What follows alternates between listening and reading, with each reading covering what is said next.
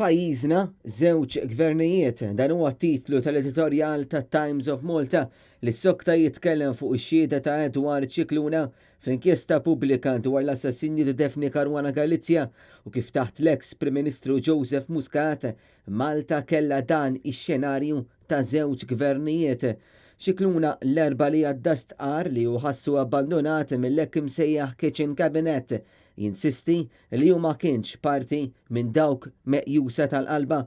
Fl-editorjal intqal li ma kienx kuntent li jeżistu dawn ix-xenarji ta' żewġ gvernijiet, Kitchen Cabinet li jieħu l-ewwel deċiżjonijiet u wara jkompli fuqhom il-Kabinet tal-Ministri. L-argument tiegħu fl-inkjesta kienu li ħalla 100,000 euro paga fl-impjieg li kellu fi Brussell bħala MEP u telaq mill-comfort zone biex ġi Malta. Għaliex għandi nirreżenja fil-Parlament ma kenniex free vote, kienet jew li nieħdu deċiżjoni favur jew inkella nirreżenjaw.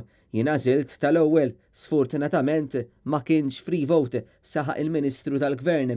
L-editorjal kompla li l-poplu li eleġġa dan il-Ministru jeħtieġ li jkollu spjegazzjoni aktar ċara dwar is-silenzju tiegħu waqt l-aħħar avvenimenti politiċi fil-waqt li qal li huwa inkwetanti li għandek persuni li qatt ma kienu eletti u kienu huma li jikkontrollaw miljuni ta' fondi pubbliċi, stqarrija qiebsa li twassal għal tħassib serju fost daw kollha li jemmnu fid-demokrazija.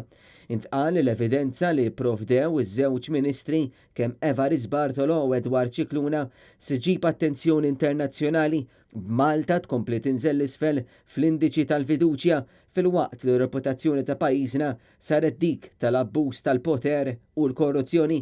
L-editorjali konkluda li Muscat m'għadux Prim Ministru iżda għadu fih dan il-Gvern Laburista immexxi minn Roberta Bela, ġimtenni li Roberta Bela jibda jkun kredibbli jekk ineħħi u jaqta' kull kuntatt ma' dawk l-individwi li ġabu dellijiet koroħ fit-tmexxija u fuq pajjiżna.